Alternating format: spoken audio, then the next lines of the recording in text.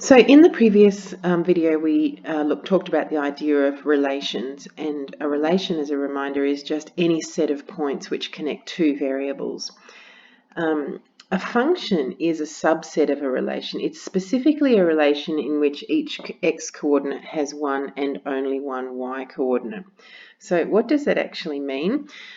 It's probably easier to work out what that means by looking at the tests. So there are 4 different tests that we can do to determine whether a relation is a function, and they're listed here for you. We're actually going to start with the bottom one first, with the vertical line test. So with the vertical line test, what we need to do is imagine drawing all possible vertical lines on the graph of a relation. You can almost think of it like holding up a piece of string and stretching it from top to bottom. So if I use my ruler as an example of a line, we can see that as we move the ruler across the function on the left-hand graph here, there's no point on the graph where the ruler, or the line formed by the ruler, is crossing the line twice. Okay, and it doesn't matter how far we go, all the way to positive and negative infinity, there's nowhere that the ruler cuts twice. And that means that this relation is also a function. And the way that we describe that is that the graph satisfies the vertical line test, so the relation is a function. If we have a look at the oval on the right-hand side, you can see that you don't have to go very far before you can draw a line that cuts the function in 2 different places. And in fact, there's several examples of the lines that will cut the function in 2 different places. There's only the 2 examples where it will touch, which is right over here and right over here. Every other line cuts twice.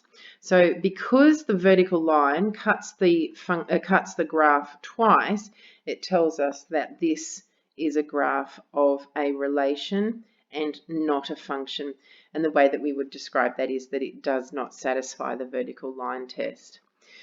So whenever you're using a graphical test or a geometric test, which is what this one's called, we think about that vertical line being drawn on the function.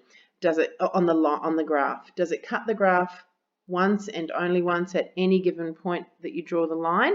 Then it's a function. If it cuts the graph twice, then or more, then it's a relation. So for example, any polynomial, regardless of the shape, will be a function, and things like circles, ovals, and whatnot will be only relations because they cut twice.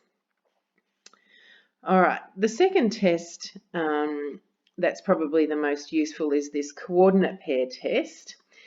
And the coordinate pair test, what we're doing is we get a set of coordinate pairs, and what we need to check is that each of those coordinate pairs has a unique x coordinate.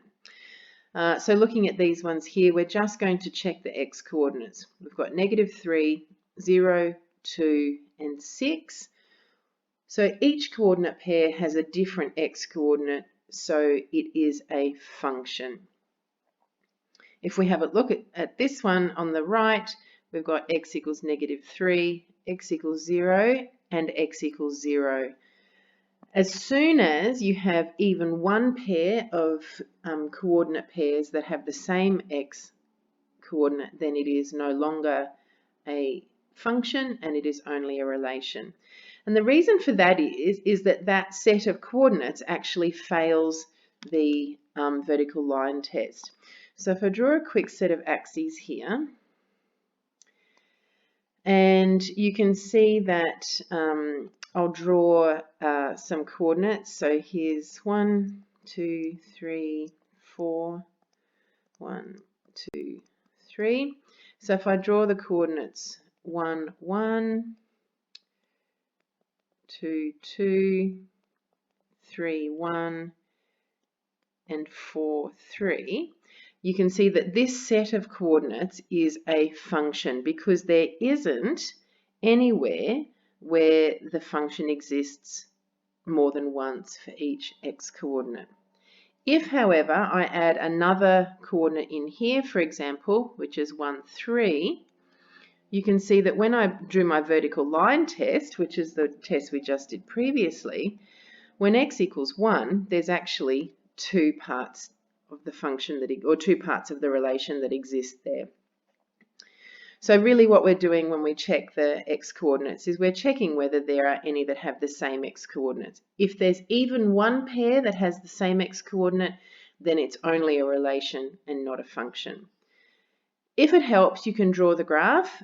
You don't need to. Really all you're doing is checking the x coordinates like we've done over here. Another test that we can do is the mapping diagram test.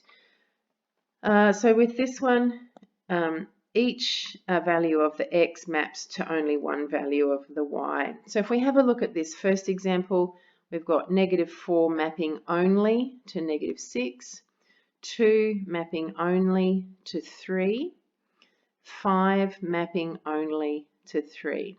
Now, it doesn't matter that 3 is used twice because 3 is the y coordinate, and we're not interested in the y coordinate to tell whether it's a relation or a function.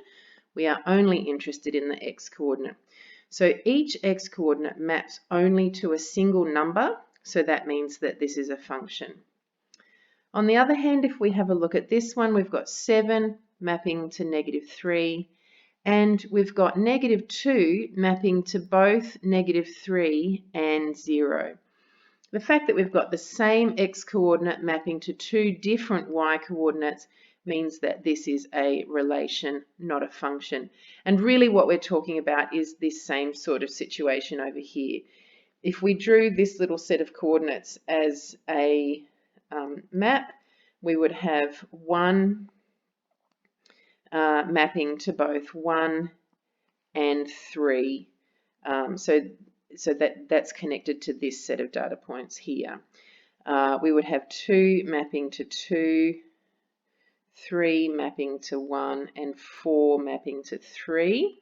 And it is the fact that this 1 maps to two y variables, two y values, that means it is a relation only and not a function.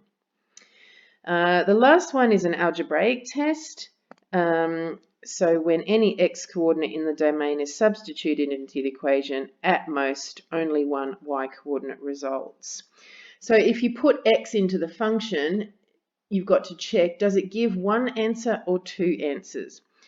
I mentioned before that any polynomial is a function, and that's because anytime you put any x value into a polynomial, such as 2x squared minus 5x plus 6, you will only get one answer. If we have a look at this equation here, though, y equals the square root of x, this is a relation, not a function, because we have to remember that if x equals 4, for example, then y can equal either plus or minus 2. And if we drew that out on a set of axes, what we would have is x equals 4, and so we'd have 4, 2, and 4, -2. And the reason that that is a relation and not a function is because it will then fail the vertical line test. So I hope you can see that the reason that we started the vertical line test first is that really it's the vertical line test that determines whether or not a relation is a relation or a function, and that these other three, the mapping, coordinate pair, and algebraic tests, are really applications of that vertical line test. A little reminder about open circles and closed circles. You can read through the descriptions there. Remember that an open circle, the point is not included, and a filled-in circle, the point is included. Here's a quick little example here. So if we check the vertical line test here, the vertical line test is satisfied on this point here because this is included and this is not included, so therefore there is only one point where it touches the vertical line. Same with this one here. This point is included, this point is not included, so it only touches the vertical line once there. So that means that this is a function. Having a look at this one on the other hand, we check this point here and we can see that this is included and this is not. So this it passes the vertical line test at x equals 1. On the other hand, and sorry, that dot should be coloured in, my apologies. On the other hand, here, when we draw the vertical line test, we can see that this is included and this is included, which means it has failed the vertical line test here. And again, as long as it fails the vertical line test even only once, it is only a relation and not a function. So that's enough to get you going on exercise 3A. See you in class.